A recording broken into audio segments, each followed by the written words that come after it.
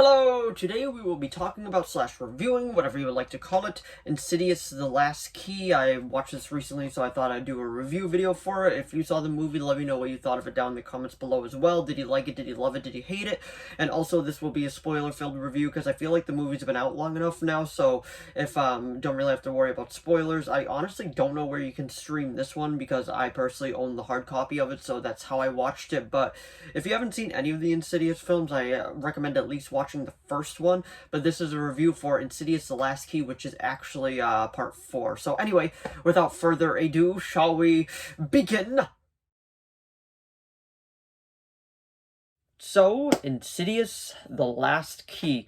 This pretty much follows the older lady from the other movies in it. This is pretty much her story, and a lot of this is a prequel. It pretty much leads up to the events of the first movie, and it's funny because I watched this and the Red Door kind of back to back. It was like over the course of 2 days, and I gotta say, the Red Door, that's gonna be its own review. So keep an eye out for that, because I'm trying to put out like different style videos too. But I gotta say, I don't think this movie was terrible. There are things about it which I didn't like, which we'll get into, but I don't think it was a flat out bad movie. All honesty, before we even get into it, I'd probably give this movie about a 6, because there was a few things that I liked in it. We'll go through that right now.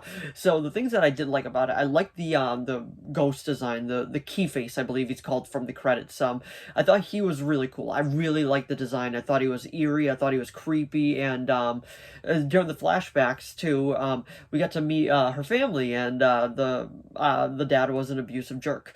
But we do find out later on why, but I feel like they didn't really remedy that well. It was just like, oh, okay, so this is why he's like that, and I guess we're just moving on from that specific point, and that's pretty much it. But the thing I wanted to say, the actor in it that plays her dad is actually from the Punisher TV show. I believe he played the Pilgrim, and I'm like, oh, that's cool. I didn't expect to see him in that. But he plays an absolute jerk. And another thing, if you watch anything on my channel, you know I'm a ginormous Arrowverse fan, and one really cool thing from it was that Kirk Avocito, who plays Ricardo Diaz, or the dragon, whatever you would like to call him, from Arrow, was actually in this movie, played the guy that ended up buying her old house, which later on down the storyline we found out he was actually a psycho, and he was holding a girl hostage down in the basement, because that was one of the twists that I actually did enjoy, because I was like, oh wow, I actually did not see that coming. But I feel like for the movie itself, it kind of loses its footing within the second half. The first half I really did enjoy, like the backstory between her and the way that it went full circle, because her dad was actually keeping people down in the basement, and she thought she was actually seeing a ghost, and it wasn't a ghost, and they were like, oh, the dad was actually possessed. And then it just, like, for the abusive jerk that he was, I feel like it was just too much of an easy write-off. But like I was saying, she's back. I can't remember her name to save my life. Elise. Yep. Okay. Elise. I was reading on the back real quick. She's a really good actress. I like her a lot, especially with how they treated her character in the Red Door. And this one was no different. It was nice to kind of see her be front and center, and I don't think that was a bad thing at all. Like I was saying, the movie does lose itself in the second half, but besides that, I don't think it's a bad horror movie. In all honesty, there's only like 1 or 2 good, legit jump scares that made me go like that. But besides that, it's a relatively fine film. Definitely not the best in the franchise. The best one in the franchise is still the original, but I'm probably going to be doing a ranking video once I review the Red Door as well, so keep an eye out for that, because honestly it's so much fun to talk about horror, because horror is one of my favorite genres, so it's just cool to talk about it. But anyway, that was actually just my review of Insidious: The Last Key. If you saw this movie, let me know what you thought of it down in the comments below. Did you like it? Did you love it? Did you hate it? Did you think it was just okay? And let me know where this would rank amongst the Insidious verse, I guess you could call it, because my friend always gets this and The Conjuring confused, which it's super easy to do.